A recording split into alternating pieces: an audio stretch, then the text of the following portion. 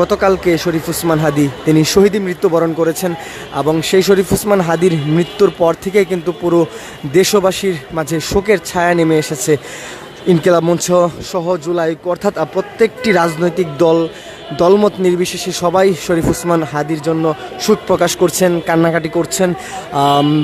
যদিও সম্মুখ সারির যেই জুলাই যোদ্ধারা ছিলেন সবাইকেই কিন্তু টপ লিস্টেড রাখা হয়েছে, তারা হুমকির মুখে ছিলেন। সেই ধারাবাহিকতায় শরীফ ওসমান হাদিকেও কিন্তু তার উপর গুলিবিদ্ধ হওয়ার বেশ কয়েকদিন আগ পর্যন্ত তাকে বিভিন্ন বিদেশি নাম্বার থেকে তার বিরুদ্ধে হুমকি দেওয়া হচ্ছিল এবং সেখানে সেই হুমকি দেওয়া অবস্থায় কিন্তু তিনি বিভিন্ন টকশোতে গিয়ে সেখানে বলেছিলেন যে আমরা জুলাই গণ অভ্যুত্থানে যারা সম্মুখ সারি যোদ্ধা রয়েছে তারা এই মুহূর্তে নিরাপদ নয়। সেই হুমকির বেশ কয়েকদিন পরে কিন্তু শরীফ ওসমান হাদিকে নির্বাচনীয় তফসিল ঘোষণার ঠিক পর দিন নির্বাচনীয় গণসংযোগ করা অবস্থায় তার উপর দুর্বৃত্তরা হামলা করে এবং সেই হামলাকারীরা ইতিমধ্যেই কিন্তু ভারতে পালিয়ে গিয়েছে এবং ভারত সরকার তাদেরকে আশ্রয় দিয়েছে।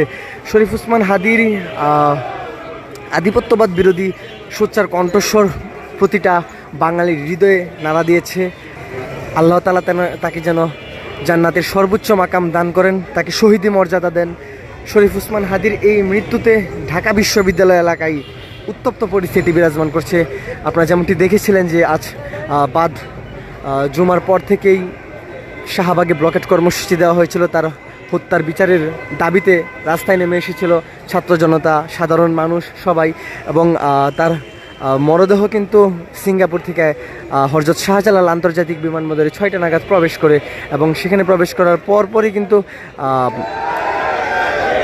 বিশৃঙ্খলা এড়াতে একটি গোপন গেটে তাকে বের করা হয় এবং তার মরদেহ হৃদরোগ ইনস্টিটিউট যেটি রয়েছে, জাতীয় হৃদরোগ ইনস্টিটিউটের হিমাগারে নেওয়া হয়েছে এবং সেখানে আগামীকাল বাদ জোহর পর্যন্ত সেখানে তাকে রাখা হবে এবং মানিক মে এভিনিউতে তার জানাজা হবে। এবং শরীফ ওসমান হাদির পরিবারের পক্ষ থেকে বলা হয়েছে বিদ্রোহী কবি কাজী নজরুল ইসলাম যেমন বাংলাদেশের একজন সোচ্চার প্রতিবাদী কণ্ঠস্বর ছিলেন, কবি ছিলেন, সেই আধিপত্যবাদ বিরোধীর আন্দোলনে সোচ্চার কণ্ঠস্বর আধিপত্যবাদ বিরোধীর বিপ্লবী যোদ্ধা শরীফ ওসমান হাদিকেও যেন সেই বিদ্রোহী কবি কাজী নজরুল ইসলামের সমাধির পাশেই সমাধিস্থ করা হয়, সমাহিত করা হয়। এবং সেই ধারাবাহিকতায় কিন্তু আমরা এখন যেমনটি দেখতে পাচ্ছি যে শরীফ ওসমান হাদির সেই মরদেহ কবি কাজী নজরুল ইসলামের সমাধির পাশে সমাহিত করার জন্য শরীফ ওসমান হাদির পরিবার থেকেও বলা হয়েছে।